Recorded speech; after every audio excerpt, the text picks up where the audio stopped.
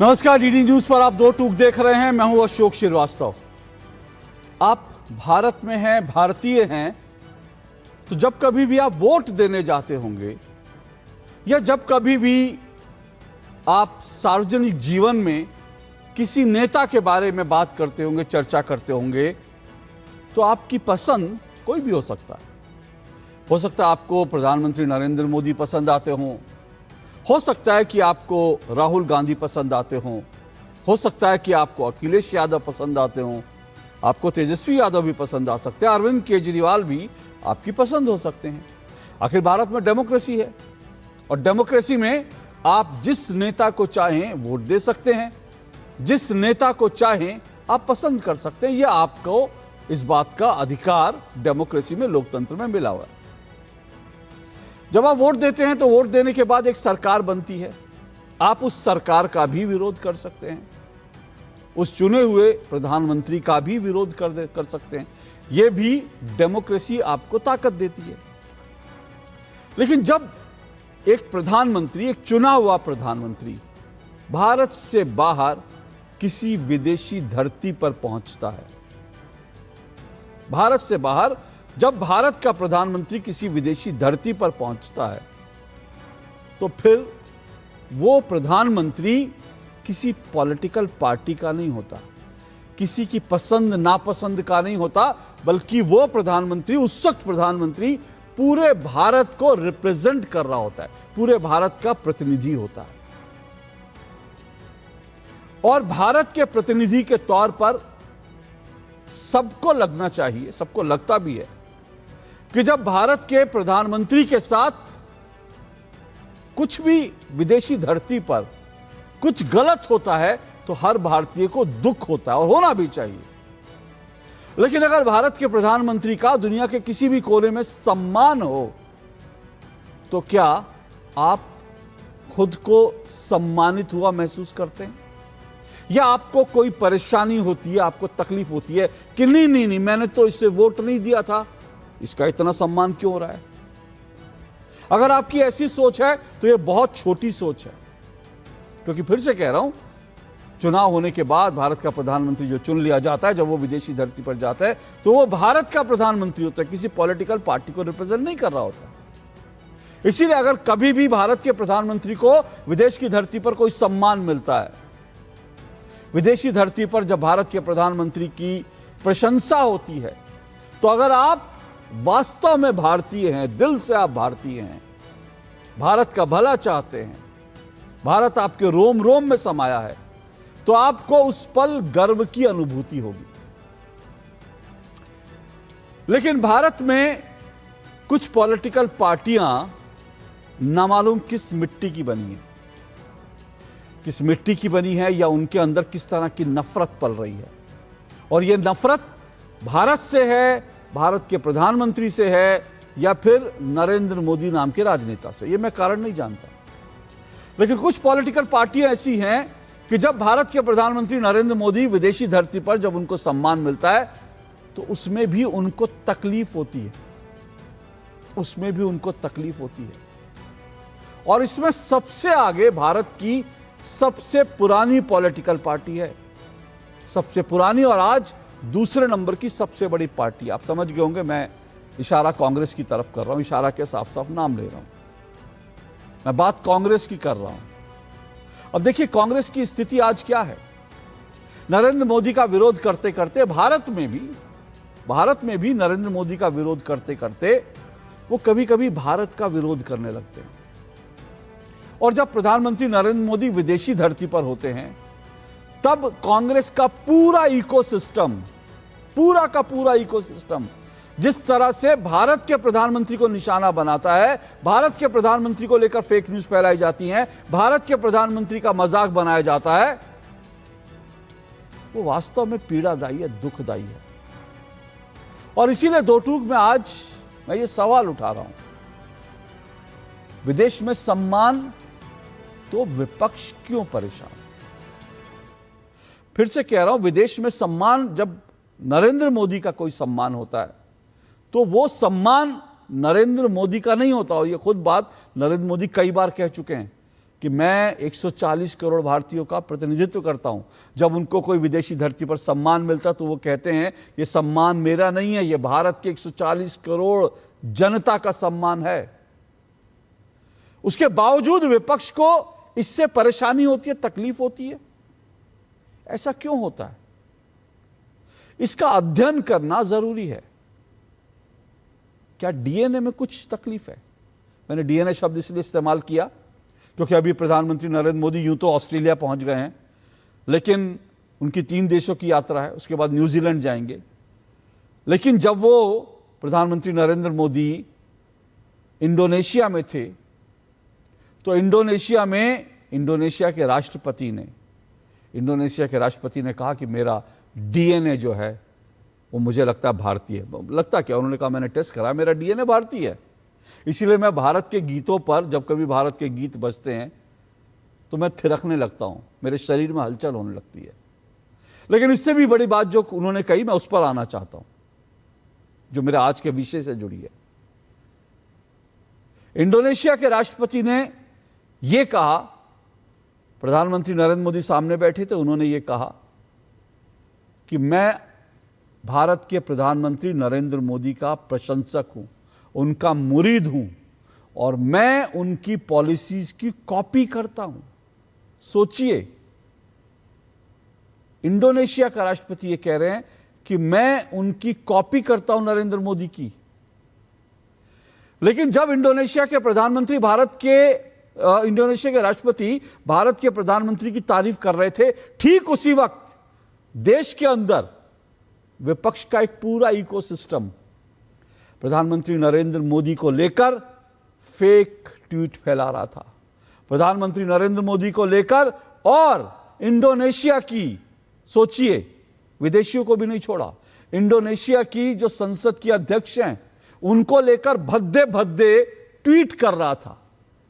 प्रधानमंत्री नरेंद्र मोदी और इंडोनेशिया की जो संसद की जो अध्यक्ष है उनको लेकर कांग्रेस और उनका इकोसिस्टम भद्दे भद्दे ट्वीट कर रहा था, मीम बना रहा था। प्रधानमंत्री नरेंद्र मोदी को लेकर एक तरफ फेक न्यूज फैलाई जा रही है कि प्रधानमंत्री नरेंद्र मोदी ने यह कौन सा अंक गणित दिया, 7.7 और +18, और इंडोनेशिया के राष्ट्रपति का भी जन्मदिन 8 है।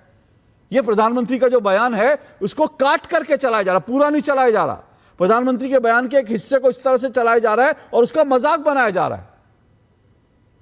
और उससे भी बड़ी बात, कांग्रेस के एक प्रवक्ता जो पूर्व आईपीएस अधिकारी हैं, हमें तो मालूम है कि भाई आईपीएस आईएएस अधिकारी बनने के लिए आपको कई परीक्षाओं से, मुश्किल परीक्षाओं से गुजरना पड़ता है और आपके ब्रेन का काफी टेस्ट लिया जाता है। लेकिन कांग्रेस के एक प्रवक्ता अजय कुमार, प्रवक्ता क्या, वो बल्कि झारखंड के अध्यक्ष भी रहे, वो ये कहते हैं कि सिक्किम जो है वो प्रधानमंत्री नरेंद्र मोदी को नीचा दिखाने के लिए सिक्किम को भारत का पड़ोसी देश उन्होंने बता दिया। वो सिक्किम जो भारत का अभिन्न हिस्सा है, सिक्किम भारत का अभिन्न हिस्सा है, लेकिन अजय कुमार कहते हैं कि भाई मोदी ने जो है पड़ोसियों से हमारे सारे संबंध खराब कर दिए, उनकी विदेश यात्राएं बेकार की होती है, उसमें कुछ होता नहीं, सारे पड़ोसियों से हमारे संबंध खराब है, और इस झोंक में वो सिक्किम को भी भारत का पड़ोसी बता बैठे। अब ये नफरत कांग्रेस को कहां ले जाएगी? और फिर से मैं सवाल कर रहा हूं कि भाई नफरत कीजिए, आपको विरोध करना है विरोध भी कीजिए, लेकिन कम से कम जब भारत के प्रधानमंत्री विदेशी धरती पर हों, कम से कम इतना तो लिहाज कर लीजिए, इतनी तो शर्म कर लीजिए। वो भारत के प्रधानमंत्री हैं, देश के प्रधानमंत्री हैं, लेकिन शर्म उनको मगर नहीं आती, यही कहा जा सकता है। आज इसी पर चर्चा करेंगे। इससे पहले आगे बढ़ूं, आपको प्रधानमंत्री नरेंद्र मोदी का जो स्वागत हुआ वो आपको तस्वीर देखनी चाहिए। किस तरह से इंडोनेशिया में स्वागत हुआ, किस तरह से इंडोनेशिया के राष्ट्रपति ने कहा, और कांग्रेस कैसे जो है क्लिप काट कर, क्लिप कटुआ बनी हुई है कांग्रेस, क्लिप काट कर जो कर रही है वो सब भी आप देखिए। और कैसे अजय कुमार ने सिक्किम को भारत का पड़ोसी देश बता दिया, भारत के हिस्से को भारत का पड़ोसी देश बता दिया। देखिए, सुनिए, उसके बाद आज की चर्चा को शुरू करेंगे।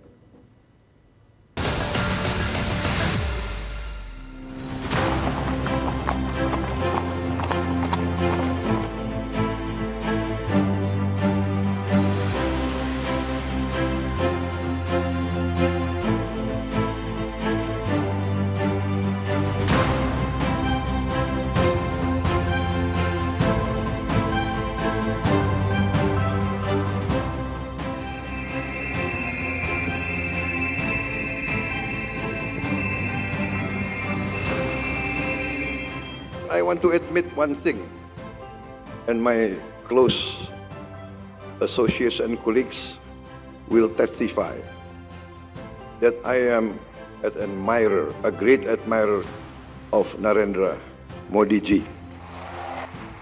I studied the policies of your Prime Minister. I copied many of his policies.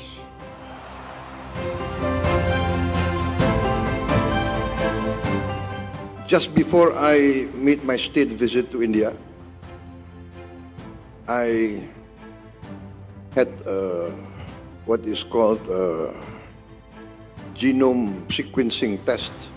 I tested my DNA and I found out I had Indian DNA.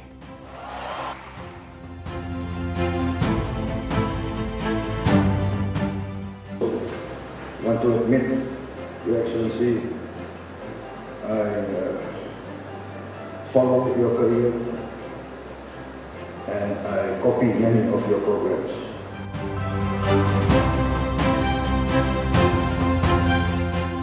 मुझे इंडोनेशिया का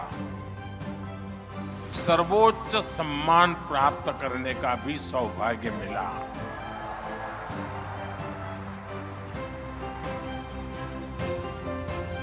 ये 140 करोड़ भारतीयों का यश है।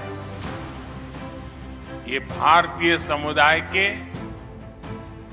आप सभी साथियों का सम्मान है। और सबसे बड़ी बात, ये पुरस्कार इंडोनेशिया और भारत की घनिष्ठ मित्रता का एक और प्रतीक है। भारत के इतिहास में पहली बार इस तरह से पड़ोसी देशों के साथ हमने जो है संबंध बर्बाद कर दिए कि सिक्किम भी आंख दिखा रहा है, बांग्लादेश भी आंख दिखा रहा है, नेपाल भी आंख दिखा रहा है और श्रीलंका तो कुछ बोल ही नहीं रहा है।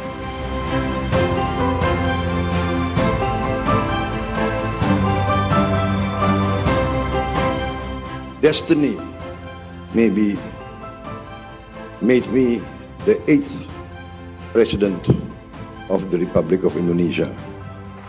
8 is my lucky number. And actually, I keep finding the number 8 all through my career. I had wanted to be the 7th President, but destiny made me the 8th, so it's okay. पिछले साल 26 जनवरी को भारत ने अपना गणतंत्र दिवस धूमधाम से मनाया। 26, 2 और 6, 2 + 6 =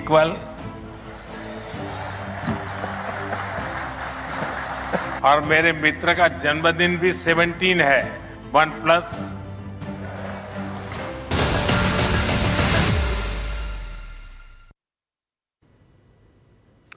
तो आपने तमाम बयान आपको सुनाए और दरअसल प्रधानमंत्री नरेंद्र मोदी ने ये 2 + 6 और 1 + 7 जो है वो किस संदर्भ में कहा था वो भी आपने सुना, लेकिन उसका भी मजाक उड़ाया जा रहा है और ये कहा जा रहा है कि भाई ये कौन सा अंक गणित है और प्रधानमंत्री नरेंद्र मोदी की बात पर सब लोग हंस रहे थे। इसी तरह के पोस्ट किए जा रहे हैं।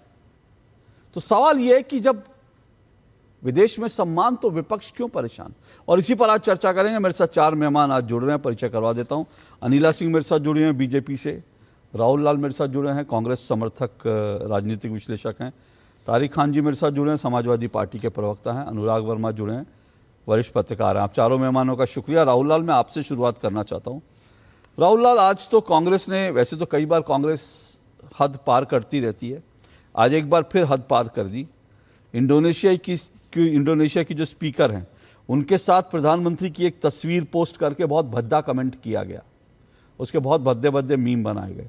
यहाँ तक कि प्रियंका चतुर्वेदी जो शिवसेना उबाटा की पूर्व सांसद हैं, उन्होंने भी इसको लेकर ट्वीट करा और कहा कि ये जो है ये लाइन लक्ष्मण रेखा क्रॉस करना है। मेरा सीधा सवाल है, क्या कांग्रेस को इसके लिए विदेश से माफ़ी मांगनी चाहिए? प्रधानमंत्री हैं देश के, इस तरह से भद्दे कमेंट करना, क्या कांग्रेस को माफी मांगनी चाहिए? अशोक जी, कांग्रेस पार्टी वो पार्टी है जो कि स्वतंत्रता आंदोलन में शामिल रही है, और मुझे बहुत गर्व है कि इसमें जिस तरह से राहुल गांधी नेता प्रतिपक्ष के रूप में काम कर रहे हैं, और वो हमें तो लग रहा है कि कांग्रेस को यह चीज कहना चाहिए हम लोग कि कांग्रेस बिल्कुल सजग प्रहरी के रूप में एक एक चीज का सूक्ष्म मूल्यांकन कर रही है। प्रधानमंत्री जी का कोई विरोध नहीं है, जैसा आपने अपनी भूमिका में कहा कि माननीय प्रधानमंत्री जी 150 करोड़ देशवासियों के प्रधानमंत्री जी हैं। राहुल लाल, आपको किस चीज पे गर्व है? कांग्रेस ने जो ट्वीट करा इस पर गर्व है आपको?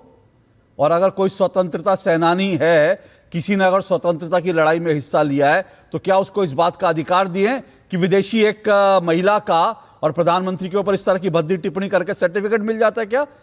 आजादी की लड़ाई लड़ने वालों का जो डीएनए होता है ना, एक मिनट, आजादी की लड़ाई लड़ने वालों का जो डीएनए होता है वो ये नहीं होता, ये कहीं और से कुछ आ रहा है। ये आजादी की लड़ाई लड़ने वाले नहीं थे देश की। इसको देश की आजादी से मत जोड़ करके इतनी बेशर्मी मत करिए राहुल लाल जी। अशोक जी, देखिए हमारे मैंने सीधा, एक मिनट ना, आपने ट्वीट देखा क्या? मैं सीधा सवाल पूछ रहा हूं, आप इधर उधर जा रहे हैं। नहीं, आपने ट्वीट देखा क्या? आपने ट्वीट देखा क्या? एक मिनट, आपने ट्वीट देखा क्या? आप जिस ट्वीट की बात कर रहे हैं मैंने उस ट्वीट को नहीं देखा, लेकिन मैंने कांग्रेस के एक मिनट रुकिए, आपने वो नहीं देखा? हाँ, आपने नहीं देखा? नहीं, बिल्कुल मैंने देखे। कांग्रेस के आधिकारिक हैंडल से कांग्रेस के आधिकारिक प्रवक्ता वो ट्वीट कर रहे हैं, आपने ट्वीट देखा नहीं? और यहां बैठकर ज्ञान झाड़ रहे हैं कि स्वतंत्रता संग्राम में हिस्सा था। एक मिनट रुकिए, नहीं, एक मिनट रुकिए। ऐसा करिए, मैं अभी तारिक खान जी के पास चला जाता हूं, आपको 5 मिनट देता हूं, जरा एक बार ट्वीट देख लीजिए। आप वैसे तो आप खबरें पढ़ते हैं, लिखते हैं, आपके लेख छपते हैं, फिर भी आपको 12 घंटे बाद यह भी नहीं पता कांग्रेस ने ट्वीट क्या करा। तो एक बार जरा, एक मिनट, नहीं, एक मिनट पहले देखकर आइए, उसके बाद आप मुझे बताइएगा उस ट्वीट पर आप गर्व कर रहे हैं या उस ट्वीट पर आप शर्मिंदा है। तब तक मैं तारिक जी से पूछ लेता हूं, आपके सहयोगी हैं, कोई दिक्कत नहीं है, लेकिन आपको थोड़ा देर एक ब्रेक दे रहा हूं, हल्का सा ब्रेक। में आपको कार्यक्रम से नहीं हटा रहा, जरा गूगल करके सर्च कर लीजिए, हाथ में मोबाइल होगा, और उसके बाद मुझे बताइएगा कि ये जो ओछी हरकत है, ये स्वतंत्रता सेनानियों से आप इसको जोड़ रहे हैं। एक बार देख लीजिए, उसके बाद मैं आता हूं। तारिक खान जी, आपने देखा है वो ट्वीट? और मैं बाकी चीजों पर भी एक एक करके आऊंगा, आप लोगों को मैं बाकी मौका भी दूंगा। प्रधानमंत्री नरेंद्र मोदी की विदेश यात्राओं पर आपके जो आलोचना है उन सब का समय दूंगा, लेकिन आपने ये ट्वीट देखा, आपको लगता है कि ये इस ट्वीट के लिए जो है, आपको लगता है कि कांग्रेस का सहयोगी होने के कारण आपको थोड़ी शर्मिंदगी हो रही है इस ट्वीट को देख करके? देश का प्रधानमंत्री देश को रिप्रेजेंट करता है, वो कहीं भी जाए, किसी भी देश में जाए, लेकिन सवाल यहाँ ये खड़ा होता है कि मोदी जी आज भारत को रिप्रेजेंट कर रहे हैं, जनता ने उन्हें चुना, सम्मान होना चाहिए, लेकिन उतना ही सम्मान भारत के पिछले गए हुए प्रधानमंत्रियों का भी होना चाहिए, जो भारतीय जनता पार्टी नहीं करती है। हर छोटी बड़ी समस्या के जिम्मेदार नेहरू हैं, जबकि जहां प्रधानमंत्री गए थे वहीं सबसे पहले वहां के प्रेसिडेंट ने नेहरू का नाम ले लिया।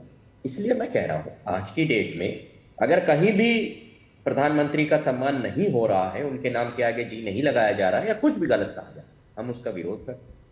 भारत में या विदेश में वो भारत को रिप्रेजेंट करने गए हैं, उनका पूरी तरीके से सम्मान होना चाहिए, लेकिन ऐसे ही गालियां नेहरू को या इंदिरा जी को, भी भारत के प्रधानमंत्री हैं, उनका सम्मान बराबर से होना चाहिए।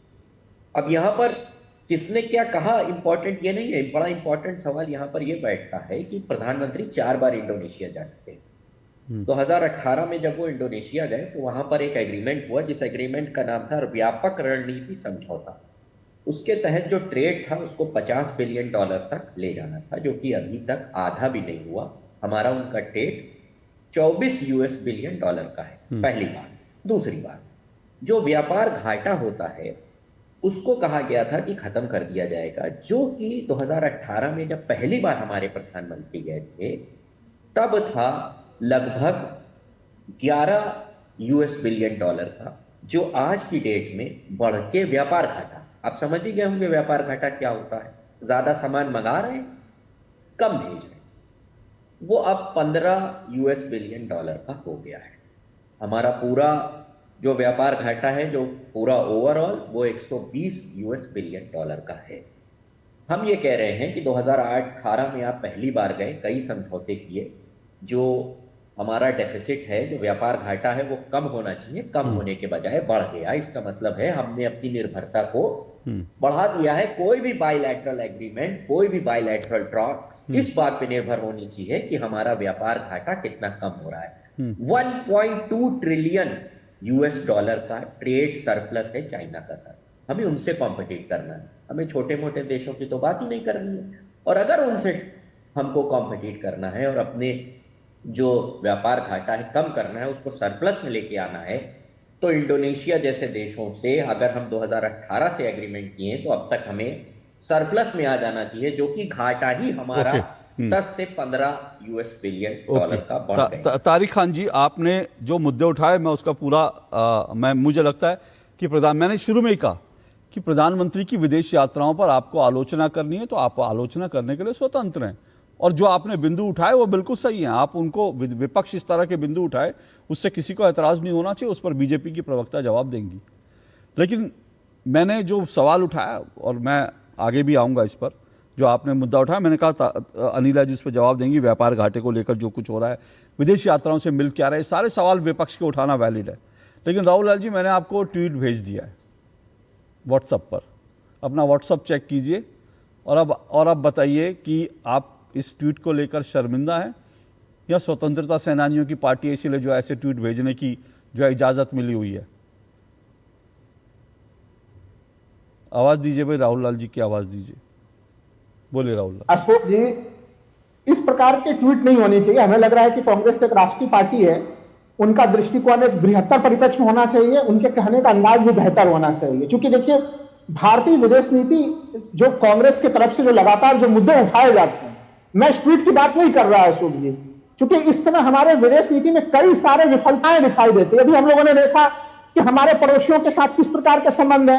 मोंगला पोर्ट 2015 में, भाई मोदी जी की यही सरकार थी और वहां पे शेख हसीना की सरकार थी बांग्लादेश में, किस प्रकार से उस पोर्ट को लेकर समझौता हुआ था। वो पोर्ट जो है कि भारत को ना मिलकर भी नवेली जो सरकार आती है, वो पोर्ट जो है कि वो सीधे सीधे चीन को दे देती है।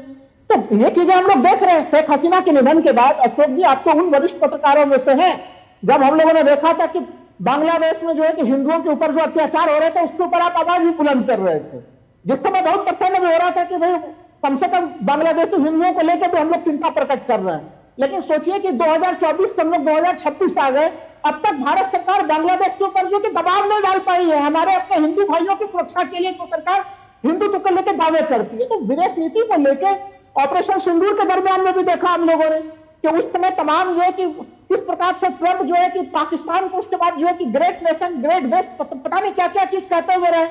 आपने तो पुराने दौर में वो स्थितियां भी देखी कि किस प्रकार से जब मनमोहन सिंह की सरकार होती थी तो पाकिस्तान को पूरे दुनिया में अलग थलग कर दिया गया था। तो ये माननीय प्रधानमंत्री जी कई बार नेपाल की यात्रा पर भी गए, मनमोहन सिंह एक बार भी नेपाल की यात्रा पर नहीं गए थे। लेकिन भारत नेपाल संबंध तब किस स्थिति में थी और अभी इस समय भारत नेपाल संबंध पिछले कई वर्षों से किस बिगड़े हुए हालत में है। तो कांग्रेस लगातार इन मुद्दों को, गंभीर मुद्दों को उठाती है। हाँ, वैसे समय वो उठाते हैं क्योंकि कांग्रेस के मुद्दे बड़े गंभीर हैं, उसकी प्रस्तुति करें। राहुल लाल रुकिए एक मिनट। कांग्रेस के मुद्दे गंभीर हैं, मैं आपने भी जो मुद्दे उठाए और जो साथ साथ जो तारिक जी ने भी जो मुद्दे, दोनों मैं अनिला जी के पास जाऊंगा। मैंने फिर से कह रहा हूं, अच्छी बात है आपने कहा कि हाँ भाई विदेश नीति पे सवाल उठाइए, किसी को एतराज नहीं है, होने भी चाहिए चर्चा, देश में डेमोक्रेसी है।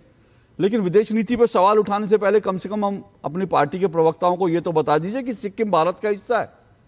उनको ये तो लिखाई पढ़ाई तो थोड़ा करवा दीजिए। एक जीके की किताब सुनिए, अभी रुकिए, अभी मेरी बात पूरी नहीं, मैंने आपको रोका नहीं, एक मिनट रोका नहीं मैंने आपको रोका नहीं। अब सुनिए, 10-10 रुपए की जनरल नॉलेज की किताब आती हूँ, वैसे गूगल भी कर सकते थे, लेकिन चलो गूगल करने का उनको हो सकता है नेट के पैसे भारी पड़ रहे हो। 10-10 रुपए की जीके की किताब आती है, नहीं आती तो मैं खरीद के भिजवा देता हूं आपको। एक बार अपने प्रवक्ताओं को भिजवा दीजिए, बता दीजिए सिक्किम भारत का हिस्सा है, सिक्किम कोई पड़ोसी देश नहीं है। ये तो अपने प्रवक्ताओं को पढ़ाएंगे कि ये भी पढ़ाने के लिए जो है उनको ट्यूशन रखवानी पड़ेगी। सिक्किम भारत का पड़ोसी देश है, ये कहां से अकल आई? नहीं अशोक जी, देखिए जो आप कह रहे हैं वो बेहद गंभीर चीज है। हमें तो लग रहा है कि कांग्रेस को काफी गर्व है स्वर्गीय इंदिरा गांधी जी 1975 में उसमें सिक्किम का जो है कि भारत में विलय अरे कराया गर्व गया था। कीजिए ना, बिल्कुल अरे तो गर्व कीजिए ना, वही तो मैं कह रहा हूं। अरे गर्व कीजिए ना, गर्व कीजिए, सिक्किम भारत का हिस्सा है, गर्व कीजिए ना। अगर अगर अगर आपको, एक मिनट, अगर राहुल लाल को इतिहास पता है कि इंदिरा जी के समय में जो है सिक्किम भारत का अभिन्न हिस्सा बना था, तो ये अगर राहुल लाल को पता है, कांग्रेस के आधिकारिक प्रवक्ताओं को नहीं पता, तो उनको इंदिरा गांधी जी का इतिहास ही पढ़ा दीजिए। मैं यही कह रहा हूं, मेरा सवाल देखिए, ये मैं यही कह रहा हूं, मुझे दिक्कत इसी बात से है। आप विदेश नीति पर सवाल उठाएं, व्यापार घाटे पर सवाल उठाएं, समझ में आता है, लेकिन सिक्किम भारत के अभिन्न हिस्से को बता दे पड़ोसी देश है, और इस तरह के शर्मनाक ट्वीट करें। और अभी दूसरा भी और भी विषय है, मैं आऊंगा उस पर। एक मिनट रुकिए, अभी आपने जो सवाल उठाया अनिला जी को उसका रिस्पॉन्ड करने दीजिए, फिर मैं आऊंगा अंक गणित पर भी बात करेंगे। 7 और 8 कैसा है, क्लिप कटुआ क्यों बनती जा रही है कांग्रेस पार्टी, ये भी सवाल पूछूंगा। अनिला जी, व्यापार घाटा बढ़ रहा है, भारत की विदेश नीति फ्लॉप हुई है क्योंकि हमारे लोगों से अच्छे संबंध नहीं है देशों से, तो उसको लेकर सवाल उठाया। और इंडोनेशिया को लेकर उन्होंने स्पेसिफिक, तारिक खान जी ने सवाल उठाया कि व्यापार घाटा लगातार बढ़ रहा है, जबकि पहले भी विदेश यात्राएं हुई थी प्रधानमंत्री जी की, तो क्या कुछ हुआ? मेरी सभी को राम राम। पर मैं अपनी बात शुरू करूंगी जो प्रश्न आपने राहुल लाल जी से पूछा था और ये उसका उत्तर नहीं दे पाए थे, परंतु एक महिला होने के नाते ये मेरा कर्तव्य है कि मैं उस विषय को जरूर सामने लेकर आऊं। मैं भारतीय जनता पार्टी की प्रवक्ता हूं, परंतु उससे पहले मैं एक महिला भी हूं। जिस प्रकार से एक ट्रोल आर्मी ने एक छिचोरे, गंदे, भद्दे मीम्स डाल कर न केवल हमारे राष्ट्र के प्रधानमंत्री जी का अपमान किया, परंतु एक सफल, मजबूत महिलाएं जो एक राष्ट्र की हेड है और दूसरी स्पीकर है, उनका भद्दा मजाक उड़ाया है। यही सम्मान है इनका महिलाओं के प्रति कि आप जो है अलग अलग गंदे भोंडे आप जो है मीम्स बनाएं और उसको सोशल मीडिया पे डालें। यही चीज अगर सोनिया गांधी या प्रियंका गांधी वाड्रा के साथ की जाए, कैसा लगेगा इनको? हाँ, इनकी जो माँ बेटी बहन है उनकी इज्जत, बाकी महिलाओं की इज्जत ही नहीं है। यहां तो मैं जिक्र भी नहीं कर रही कि किस प्रकार से टंचमाल और पुरानी शराब और अगर बलात्कार ना रोक सको तो उसका आनंद उठाओ, क्या क्या इनके नेताओं ने बोला है। परंतु ये तो हद हो गई ना। आपको नफरत हो सकती है नरेंद्र मोदी जी से, पर जब वो विदेशी भूमि पर होते हैं, वो हमारे राष्ट्र को रिप्रेजेंट कर रहे होते हैं। 140 करोड़ भारतीय वासियों को वहां पे वो रिप्रेजेंट कर रहे होते हैं। अरे ट्रोल आदमी से मीम बनवाएंगे क्योंकि आपको आग लग गई, क्योंकि इंडोनेशिया का उनको सर्वोच्च सम्मान मिल रहा है, क्योंकि वहां के जो राष्ट्रपति जी वो कह रहे हैं कि मेरा डीएनए जो है वो भारतीय है। इससे आपको परेशानी हो गई, आपने अपनी ट्रोल आर्मी बैठा दी, तो उनकी स्पीकर का आप मीम आप हमारे प्रधानमंत्री जी के साथ बनाकर सोशल मीडिया पे ट्रोल करवा रहे हैं। देखिए, ऐसा है, नरेंद्र मोदी जी वो ताकत हैं, वो प्रधानमंत्री हैं भारतवर्ष के जिनको सबसे ज्यादा सर्वोच्च सम्मान प्राप्त हुए हैं। ठीक है, कांग्रेस पार्टी के लोगों को तो नहीं मिले। लेकिन अनिला जी जो सवाल, एक मिनट अनिला जी, ये जो ट्वीट है ये बहुत विवादित है। मेरे पास और भी कुछ पुराने हैं, आपने ठीक कहा, इस तरह की चीज़ें नहीं होनी चाहिए। लेकिन सवाल ये कि प्रधानमंत्री जी को अगर सम्मान मिल रहे हैं तो उस पर सवाल उस सम्मान पे नहीं, बल्कि जो तारिक खान और राहुल लाल सवाल उठा रहे हैं वो विदेश नीति पे सवाल उठा रहे हैं। मैं उस पे वो बढ़ते घाटे पे सवाल उठा रहे हैं कि भाई उस पर हम उससे देश को क्या अचीव हुआ। नहीं, मैं बिल्कुल उस पर आती, सवाल उठाने चाहिए। और तारिक खान साहब ने बहुत ही, मैं कहूंगी कि ठीक है, एक विपक्ष में होने के नाते ये प्रश्न उठाए, पर बहुत तहजीब से उठाए, और इनका पूरा अधिकार है ये पूछने का कि आप विदेशों में जा तो रहे हैं, परंतु क्या भारतवर्ष को कोई फायदा हो रहा है कि नहीं हो रहा है। अभी हाल फिलहाल में भी देख लिया होगा, 140 करोड़ से ज्यादा, प्रैक्टिकली देखा जाए 150 करोड़ की आबादी है हमारे देश की।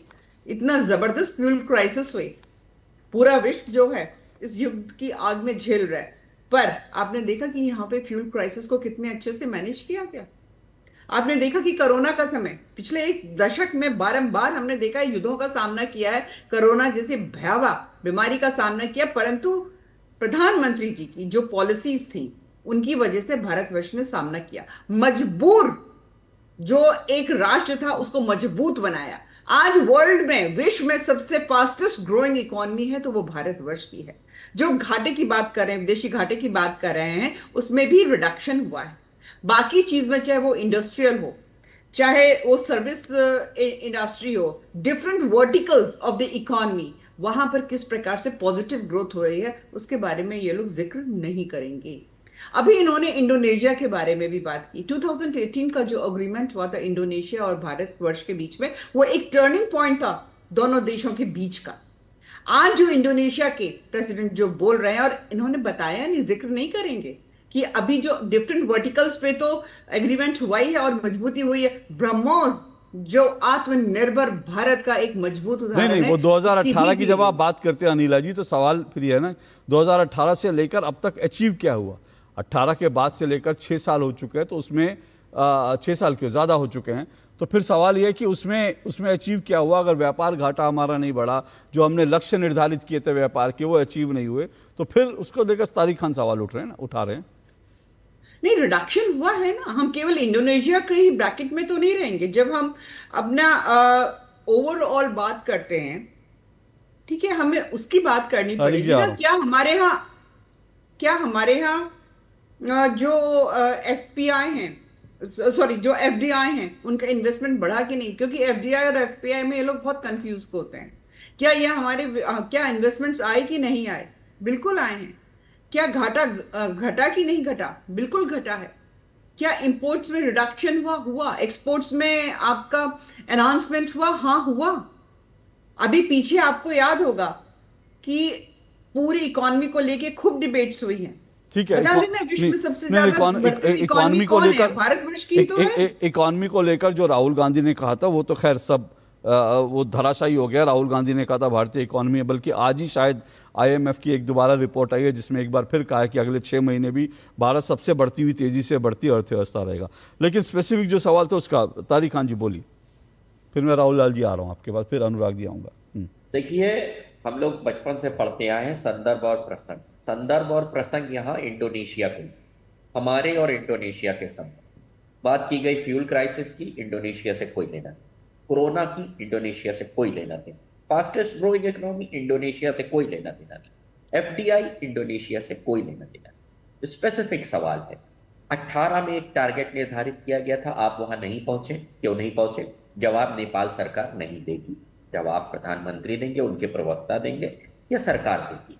दूसरी बात, हमारे घाटे जो थे, व्यापार घाटा, वो बढ़ा है, जो कि कम होना चाहिए। अगर हमको दुनिया में एक सुपर पावर बनना है तो वो कम होना चाहिए। भारत के नागरिक ये सवाल पूछ रहे हैं, सम्मान आप दुनिया में अगर 600 देश हैं तो 600 देशों से एक एक सम्मान ले आइए, लेकिन असल भारत का सम्मान तब होगा भारतीय नागरिकों का जब उनकी इकोनॉमी दुनिया में एक बहुत पावरफुल इकोनॉमी की तरह जड़ेगी। और वो तभी होगा जब आप ट्रेड सरप्लस की तरफ बढ़ेंगे, जब आप अपना व्यापार को नहीं। तारिक जी, एक मिनट तारिक जी, आपकी इस बात से सहमत होते हुए मैं एक बिंदु रखना चाहूंगा। वो ये कि ठीक है, आपने कहा कि व्यापार घाटा वो इंपॉर्टेंट बिंदु है, लेकिन इकोनॉमी तो भारत मजबूत है ना। एक मिनट मेरी पूरी बात हो जाए। इकोनॉमी तो भारत है ना, मजबूत है ना। दूसरी बात सुनिए तो सही, मेरा पूरा सवाल तो हो जाए ना। 1 मिनट, पूरा सवाल हो जाए फिर आप रिस्पॉन्ड कीजिए ना। दूसरी बात, फिर से मैं कह रहा हूं कि सरकार का विरोध करना एक तरफ है, लेकिन सरकार की पॉलिसियों का मजाक बढ़ाना, उसकी सरकार की आलोचना करना एक तरफ है। अब आप देखिए कि यही राहुल गांधी, आप 2018 की बात करें तो मैं भी 2018 का राहुल जी का एक बयान सुनवा देता हूं। राहुल गांधी ने मेक इन इंडिया का मजाक बनाया था। राहुल गांधी ने मेक इन इंडिया का मजाक बनाते हुए यह कहा था फेक इन इंडिया। और आज जो है 600 मिलियन का रक्षा सौदा हुआ है, जिसमें ब्रह्मोस और अस्त्र मिसाइल, मतलब हम हमारे से जो है इंडोनेशिया जो है ब्रह्मोस खरीद रहा है, अस्त्र मिसाइल खरीद रहा है। क्या ये उपलब्धि नहीं? क्या इसको ये कह देना मेक इन इंडिया का? मैंने स्पेसिफिक कहा, मैं इंडोनेशिया के संदर्भ से कहीं हट नहीं रहा हूं, लेकिन मेरा इंडोनेशिया के संदर्भ के साथ साथ जो इस पूरी एक पूरा का पूरा चलन है कि जब प्रधानमंत्री विदेश में हो और प्रधानमंत्री की विदेश में जो उपलब्धियां हो तब उनका मजाक बनाना, तब उनका इस तरह से करना, मेरा पूरा संदर्भ ये है। तो आप मेक इन इंडिया का मजाक बनाते हो, आज हमारे से दुनिया जो है रक्षा सौदे कर रही है, तो क्या ये सही है?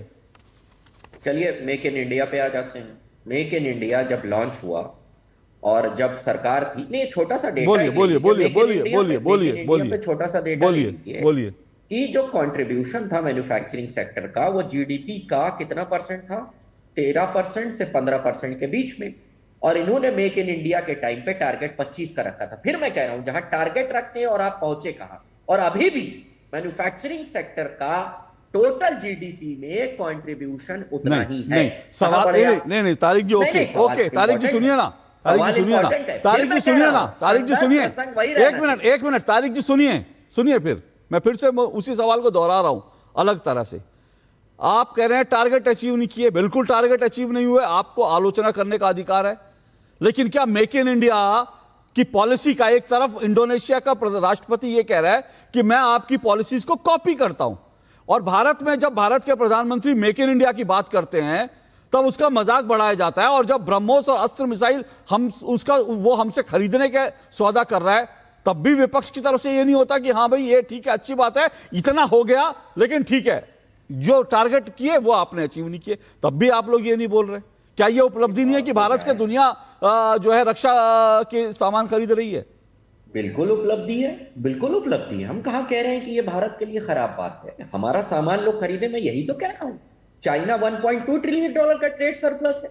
ऐसे ही देश जब आगे आएंगे सामान खरीदेंगे। भैया मगर 18 में बात करके आए थे कि तुम ज्यादा सामान खरीदोगे, हम कम तुमसे खरीदेंगे, तब भी तुम भर भर के कोल खरीद रहे हो उनसे, तो जनता ये सवाल तो पूछेगी ना आपसे। भाई जनता बिल्कुल बिल्कुल बिल्कुल बिल्कुल जनता एक मिनट एकदम सर 18 वाला हिसाब तो दे दीजिए सर। हाँ बिल्कुल आप हिसाब एकदम आप बिल्कुल हिसाब पूछिए। हिसाब पूछने से किसी को कोई ऐतराज भी नहीं होना चाहिए, और मुझे लगता है हिसाब पूछने का विपक्ष को पूरा अधिकार भी है। लेकिन आपने शुरू में आ रहा हूं राहुल लाल, और फिर अनुराग जी आपके पास भी आता हूं। फिर राहुल लाल, मैं तारिक जी ये कह रहा हूं कि हिसाब पूछने का अधिकार है, लेकिन भारत के प्रधानमंत्री को नीचा दिखाने का, जब वो विदेश की धरती पर हो, भारत के प्रधानमंत्री का मजाक बनाने का, उन पर ओछी टिप्पणियां करने का अधिकार विपक्ष को नहीं होता। ये आपने इस बात को सहमति जताई। अब मैं आप ही के पार्टी का आपने विरोध करा, अच्छी बात है, मैं स्वागत करता हूं इसका। अब जो है राहुल लाल जी को भी जब ट्वीट भेज दिया तो उनको भी शर्मिंदगी का एहसास हो गया कि हाँ यार ये कुछ घटियापन तो जरूर हुआ है। लेकिन आपने पता नहीं आईपी सिंह जी आपकी पार्टी के नेता, उनका ट्वीट देखा कि नहीं देखा। आपने शुरू में तो विरोध कर दिया, लेकिन आईपी सिंह जी का ट्वीट देखा था आपने, उन्होंने क्या लिखा? अच्छा वो ठीक है, आप ही की पार्टी के नेता हैं, आपने उनका ट्वीट नहीं देखा। उन्होंने भी ट्वीट करा, उन्होंने कहा दुनिया के छोटे छोटे देश समझ गए हैं कि मोदी जी का स्वागत नृत्य से कराना तो उससे मोगेम्बो खुश हो जाता है। अब आप सोचिए, ये आपकी पार्टी के नेता हैं सर, आगे भी बहुत कुछ कहा है, लेकिन मुझे लग रहा है इस तरह की भाषा भी विपक्ष को शोभा नहीं देती। सवाल पूछना आपका अधिकार है, लेकिन यह भाषा शोभा नहीं देती विपक्ष को। देखिए, समाजवादी पार्टी के चाहे नेताजी मुलायम सिंह रहे हो, उसके बाद अखिलेश जी रहे हो, कोई उनकी भाषा पे या प्रधानमंत्री या किसी भी पद पे रहे हुए लोगों के बारे में अपशब्द कहना नहीं हो सकता। कोई नेता कह दे वो अलग की बात, लेकिन भले हमारे नेता को कोई उल्टा सीधा कह दे, मगर वो खुद कभी भी प्रधानमंत्री या देश के जो भी पद पे रहे हैं लोग, अभी जो हैं या पहले भी रहे हैं, के प्रति एक सम्मान जरूर अखिलेश जी दिखाते हैं। ये विपक्ष भी उनके बारे में, जो विपक्ष के एंकर हैं, ये भी कहते हैं। तो भाई बात तो फिर नेता की होगी, अगर उन्होंने ऐसा कुछ कहा है तो बताइए। बाकी तो नेता तमाम है, बीजेपी में भी, समाजवादी पार्टी में कुछ कह रहे हैं तो कहने दीजिए। ठीक है, कह रहे हैं तो कहने दीजिए। मुझे लगता है ये थोड़ी सी हल्की बात है। मुझे लगता है सबको फिर से मैं अपनी बात एक ही बात दोहराता हूँ, आप विरोध कीजिए, आप आलोचना कीजिए, सवाल पूछिए, लेकिन मुझे लगता है कि नेता जब किसी भी पार्टी के इस तरह की चीज़ें करते हैं, और कांग्रेस के तो ऑफिशियल ट्विटर हैंडल से हो रहा है, अब आपका ऑफिशियल ट्विटर हैंडल से तो खैर इस तरह का ट्वीट नहीं हुआ, वो कुछ और ट्वीट होंगे, लेकिन आज उसका जिक्र नहीं मैं करना चाहता क्योंकि आज उसका मौका नहीं है। राहुल लाल बोलिए। राहुल लाल अभी तो आंकड़ों पर में नहीं आया। 6+2 7+1 8 होता है, बिल्कुल होता है, लेकिन अपने प्रवक्ताओं को, अपने मीडिया वालों को ये बताइए कि ये उसके पहले इंडोनेशिया के राष्ट्रपति ने क्या कहा था। उन्होंने स्पेसिफिक बताया था कि 8 मेरा लकी नंबर है, उसके कंटेक्स्ट में था। अभी तारिक जी ने कहा कंटेक्स्ट की बात कर रहे हैं इंडोनेशिया के संदर्भ में, तो आपके नेता कंटेक्स्ट नहीं देखते क्या, लिखते पढ़ते नहीं है कि उनको बस दिखता है कि मोदी जी विदेश गए तो उनका मजाक उड़ाना है? देखिए अशोक जी, आपके सवाल के जो आपने सवाल पूछा है महत्वपूर्ण सवाल है, लेकिन उसके पहले आपने और अनिला जी ने कई तरह के प्रश्न उठाए, और विशेषकर आपने उठाया 2018 में आपने कहा कि राहुल गांधी जी पहले भी मेक इन इंडिया पे हमला कर चुके हैं। मुझे लग रहा है कि राहुल गांधी जी ने जो मेक इन इंडिया पे हमला किया था, वो हमला तो बिल्कुल वाजिब था। सबसे महत्वपूर्ण चीज, आपको याद होगा गलवान का पूरा घटनाक्रम, और उसके बाद हम लोगों ने एक नीति बनाई थी कि किस प्रकार से चीन के साथ व्यापार घाटे को कम करना है। 2021 में चीन के साथ व्यापार घाटा 69 अरब डॉलर था, वो बढ़ते बढ़ते 113 अरब डॉलर। राहुल लाल चीन के साथ, एक मिनट ना राहुल लाल, एक मिनट राहुल लाल, एक मिनट, चीन के साथ व्यापार घाटा है या इंडोनेशिया के साथ व्यापार घाटा है, उसको मेक इन इंडिया को फेक इन इंडिया कहकर आप जस्टिफाई करने की कोशिश कर रहे हैं। आप ये नहीं, एक मिनट, ये फेक इन इंडिया क्या होता है? अरे आप तो गांधी की पार्टी का होने का दावा करते हैं। गांधी जी पहले स्वदेशी की बात करते थे। अगर यह कहा गया कि भारत का मैन्युफैक्चरिंग सेक्टर अच्छा करे, लक्ष्य हासिल किए गए नहीं किए गए उस पर सवाल उठाइए, लेकिन मेक इन इंडिया को फेक इन इंडिया कह के आप कह रहे हो कि सही किया था। मतलब गजब का। आज आप सुनिए, आज आप, मुझे लग रहा है आज आप जो है ना कुछ मतलब खाना वाना ज्यादा वादा खा लिया आपने।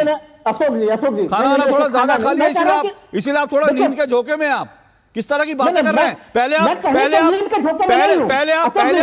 पहले आप एक अश्लील ट्वीट को स्वतंत्रता संग्राम से जोड़ रहे हैं, अब आप मेक इन इंडिया को फेक इन इंडिया कहने से उसको व्यापार घाटे से जोड़ रहे हैं। अरे व्यापार घाटे में सवाल उठाइए ना, लेकिन उसका क्या मतलब हुआ? सवाल उठा रहा हूं ना मैं। तो आप ये कैसे कह सकते हैं, आप ये कैसे कह सकते हैं कि हाँ मेक इन इंडिया का विरोध करना सही था क्योंकि चीन के साथ व्यापार घाटा बढ़ गया? राहुल गांधी जी ने मेक इन इंडिया का विरोध ये मेरे पास है, ये राहुल गांधी, ये मैं खबर आपको नहीं, फिर राहुल लाल सुनिए डिबेट में, राहुल लाल सुनिए, मैंने पिछले कुछ समय से आदत बना ली है क्योंकि मुझे मालूम है आप लोग ट्विस्ट करते हो, मैं इसलिए खबर लेकर बैठता हूं। आपको नहीं पता तो मैं खबर का हेडिंग पढ़ दूं। राहुल गांधी ने मेक इन इंडिया को लेकर उड़ाया मजाक और नीचे लिखा उन्होंने हैशटैग फेक इन इंडिया। क्या make in India fake in India हो सकता है? क्या मेक इन इंडिया की पॉलिसी की बात करना फेक इन इंडिया हो सकता है? उससे कंपैरिजन कर सकते हैं आप? देखिए, अब आप सुन तो लीजिए, राहुल गांधी जी मैन्युफैक्चरिंग पे जोर देने के लिए कह रहे हैं। अरे भैया एक मिनट, राहुल लाल कुतर्क मत कीजिए, राहुल लाल प्लीज, राहुल लाल कुतर्क मत कीजिए आप। एक मिनट नहीं, राहुल लाल आप कुतर्क कर रहे हैं। आप ये कहिए सीधा सीधा, भाई मैं फेक इन इंडिया पे नहीं बोलना चाहता, मैं व्यापार घाटे में बोलना चाहता हूं। मैं आपसे नहीं सवाल पूछूंगा, मैं समझ जाऊंगा कि आप फंस गए हो, मैं नहीं सवाल पूछूंगा। उसके बाद मैं आपको 1.5 मिनट दूंगा, आप व्यापार घाटे पे बोलिए, लेकिन व्यापार घाटे को जस्टिफाई करने के लिए, फेक इन इंडिया को जस्टिफाई करने के लिए व्यापार घाटे से मत जोड़िए। यह मत कहिए क्योंकि व्यापार घाटा है इसलिए मेक इन इंडिया का मजाक उड़ाया जा सकता है, यह मत कहिए। आपको कहना है, मैं आपको 1.5 मिनट देता हूं, व्यापार घाटे पे बोलिए, अनिला जी जवाब देंगी। लेकिन मैं जो सवाल उठ रहा हूं, मेरा सवाल समझिए, और अगर नहीं समझ में आ रहा तो पास कर दीजिए कि मुझे आपका सवाल समझ में नहीं आ रहा, या राहुल जी ने ऐसा बयान दे दिया कि हमसे जो है हम बगले झांकने के लिए मजबूर हो गए, हमसे जवाब देते नहीं बन रहा। बोल दीजिए ऐसा। अशोक जी देखिए, हर वाक्य के दो चीज होते हैं, एक होता है शब्दार्थ और एक होता है उसका निहितार्थ, उसका भावार्थ। आप उस शब्द के शब्दार्थ को जा रहे हैं और मैं उसका महाराज राहुल लाल जी एक हाजमोला खाइए, खाना आज आपने ज्यादा खाया है, खाना पचा नहीं, गर्दन तक यहां तक है, इसलिए आज आप इसलिए आप बड़ी उल्टी सीधी बात नहीं, आप बड़े कुतर्क कर रहे हैं। आपकी बात नहीं, आप कुतर्क कर रहे हैं। राहुल लाल हाजमोला खाइए। अनुराग वर्मा आइए, अनुराग वर्मा। अशोक जी, मुझे लग रहा है कि कांग्रेस के और विपक्ष के सारे प्रवक्ता जो आज उनके नेताओं ने जो हरकतें करी उसमें फंस गए, कोई जवाब नहीं है। अब राहुल लाल जी के साथ भी समस्या क्या है, वो व्यापार घाटा और यहाँ वहाँ बाएं दाएं करना, लेकिन कोई जवाब नहीं है। लेकिन अगर देखा जाए तो भारत जैसे शक्तिशाली और ग्रोइंग कंट्री के प्रधानमंत्री का सम्मान होने को आपको एक्सेप्ट करना पड़ेगा। होता भी है, हो रहा है, और वो डिजर्व भी करता हमारा देश। 150 करोड़ लोगों का, 140 करोड़ लोगों का देश, जो शक्तिशाली देश है, उसके अगर राष्ट्राध्यक्ष का सम्मान हो रहा है तो वो होना चाहिए। अगर अशोक जी अब ये बौखलाहट क्यों, अगर आप इसको अगर आप इसके गहराई में जाएंगे तो देखिए 24 का चुनाव 2 साल से ज्यादा हो चुका है और अब 29 को चुनाव भी आ रहा है, तैयारियां शुरू हो चुकी हैं, चुनावी बिगुल बज चुके हैं। लेकिन प्रॉब्लम यह है कि कांग्रेस के पास कोई भी मुद्दा उनके हाथ नहीं लग रहा है, कोई भी टॉपिक ऐसा नहीं है जिसको जो उन्हें मिले, जिसको वो 29 के लिए चुनाव के ट्रम्प कार्ड के तौर पे यूज करें। जैसे पिछली बार उनको मिल गया था संविधान, इस बार ऐसा कुछ दिख नहीं रहा है। अब बेचैनी ये है कि बिना मुद्दा बनाए कहां कैसे, अभी यूपी का चुनाव है, उसके बाद देश का चुनाव है, कहां से क्या होगा। उसके बाद उससे भी बड़ी चीज क्या है कि हमेशा कांग्रेस में एक प्रॉब्लम रही है कि नेहरू गांधी फैमिली का स्टेटस जो रहा है वो ये रहा है। तब पहले हमें याद होगा वो फोटोग्राफ्स आती रहती थी कि कोई भी दूसरे देश के राष्ट्राध्यक्ष आते थे, नेहरू गांधी फैमिली से एक अलग सम्मान के साथ एक अलग से मिला जाता था, उनका भी एक प्रोटोकॉल होता था, वो संवैधानिक पद पे ना होते हुए भी उनका एक अलग से एक उनको एक सम्मान मिलता था, जो अब नहीं मिल रहा है। तो वो जो बौखलाहट है उसमें उसकी वजह से ये होके निकल रहा है। अगर आप प्रवक्ताओं के उल्टे सीधे स्टेटमेंट्स की बात करें तो प्रॉब्लम यह है कि जो देश की सबसे पुराना दल है उसके प्रवक्ता बिना अपने नेताओं के ट्वीट पढ़े हुए आके राष्ट्रीय चैनल में बैठ कर डिबेट में बैठ जाते हैं। आप प्रॉब्लम यह है कि यहाँ पे पार्टी में स्ट्रक्चर खत्म हो चुका है। आज स्ट्रक्चर यह है कि हर आदमी अपने हिसाब से बात कर रहा है। मुझे नहीं लगता कि कांग्रेस में किसी सब्जेक्ट पे जाके अपने प्रवक्ताओं को कहा जाता है, ब्रीफिंग होती है, जो होती है वो जिस तरह की होती है वो तो टीवी डिबेट्स में दिख जाता है। नहीं, वो एक्चुअली आजकल कांग्रेस जो है वो कुछ पेड यूट्यूबर हैं और कुछ ट्रोल आर्मी है आजकल उनके भरोसे है। वो उनको जो है पेड जो यूट्यूबर है उनको कह देते हैं फलाना चीज़ पे यूट्यूब बनाओ, वो यूट्यूब बना देते हैं, कांग्रेस के लोग उसको रिट्वीट करते हैं और जो है उसी को दुनिया का सत्य मान लेते हैं कि जो ट्रोल आर्मी तो है ही। लेकिन राहुल लाल, हाँ जवाब दीजिएगा, 1 मिनट आ रहा हूँ आप ही के पास। राहुल लाल का छोटा सा एक मिनट राहुल लाल का छोटा सा कमेंट, फिर मैं अनिला जी आपके पास आऊंगा। राहुल लाल, मैं फिर से कह रहा हूँ, देखिए ये पहला मौका नहीं है। इससे पहले जब प्रधानमंत्री नरेंद्र मोदी, मैं तो कुछ तो ट्वीट ऐसे हैं, मैं माफ़ी चाहता हूँ, मैं पढ़ना भी नहीं चाहता। कुछ ऐसी चीज़ें हैं जिनको मुझे लगता है कि शर्मिंदगी होगी, मैं पढ़ना भी नहीं चाहता। और दूसरा, जब पोप से मिले थे, मैंने हालांकि निकाला लेकिन फिर भी मैं पढ़ना नहीं चाहता इसको, क्योंकि बहुत मतलब मुझे लगता है टेलीविज़न पे इसको बोलना शर्मनाक होगा। और ये कांग्रेस के ही नेता हैं जिन्होंने ट्वीट करा था, ये 2 महीने पहले का है।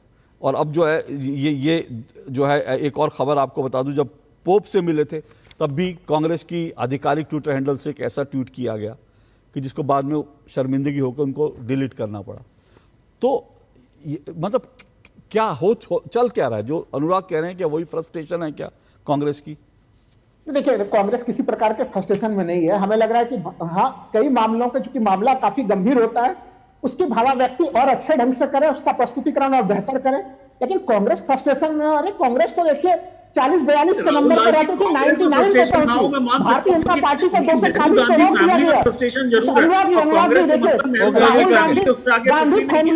देखिए, गांधी फैमिली में कहीं किसी प्रकार का कोई टेंशन नहीं है। राहुल गांधी को लेकर और मल्लिकार्जुन खड़गे कांग्रेस के निर्वाचित प्रधान, एक तरह से अध्यक्ष है इस समय। तो कांग्रेस ने तो साबित कर दिया कि वो दलीय लोकतंत्र में, भारतीय लोकतंत्र में कहीं आपको खोजने के लिए जाना पड़ेगा। तो कांग्रेस पार्टी नहीं दिखेगा आपको। मल्लिकार्जुन खड़गे अध्यक्ष है कांग्रेस के। लेकिन जो मुद्दा है अभी, भारतीय विदेश नीति की विफलता को कांग्रेस बहुत अच्छे से रेखांकित करती है। और आप जिन मुद्दे को, जिन ट्वीट्स को आप बता रहे हैं अशोक जी, देखिए वो ट्वीट नहीं होने चाहिए, उसका विरोध मैं भी करता हूं कि वो कुछ मोर्चे पे अगर कांग्रेस अपना संशोधन कर ले और बेहतर स्थिति हो जाएगी। और साथ ही साथ अनिला जी को मैं कहना चाहूंगा, अनिला जी ने आज महिला सशक्तिकरण को लेकर जो बोला, मैं बधाई देता हूँ अनिला जी की, बड़ी अच्छी बात बोली आपने। सुनिए, विषयांतर हो जाएगा। एक मिनट बंद करिए। एक मिनट, विषयांतर हो जाएगा। महिला सशक्तिकरण पे कोई बात नहीं करी उन्होंने, महिला होने के नाते कहा। मतलब वो जो ट्वीट है कांग्रेस का, महिला क्या, मुझे लगता है पुरुषों का भी, मतलब तारिक जी ने भी कह दिया वो ठीक नहीं है। तो मतलब उसमें महिला पुरुष का कोई सवाल नहीं है। उसको महिला सशक्तिकरण से जोड़कर मुद्दे को इधर उधर ना ले जाए प्लीज। एक छोटा सा मैं ब्रेक लेना चाहता हूं, लेकिन उससे पहले राहुल लाल, आपकी एक बात से सहमत हूं। आपने कहा, राहुल जो अनुराग जी को रिस्पॉन्ड करते हुए आपने कहा ना कि राहुल गांधी किसी टेंशन में नहीं। वो बात आपकी बिल्कुल सही है, राहुल गांधी वाकई किसी टेंशन में नहीं है। वो दुनिया के किसी कोने में छुट्टियां मना रहे हैं, उनको कोई टेंशन नहीं है। उनको पता है राहुल कि कांग्रेस के आधिकारिक प्रवक्ता कुछ ना कुछ बवाल करेंगे, कुछ उल्टा सीधा करेंगे, राहुल लाल जी जैसे लोग बैठकर उनको डिफेंड करेंगे। तो वो राहुल गांधी किसी टेंशन में नहीं है। वो सारी टेंशन राहुल लाल को दे करके वो विदेश में घूम रहे हैं, उनको कोई टेंशन नहीं है। एक छोटा सा ब्रेक लेता हूँ, ब्रेक के बाद आता हूँ।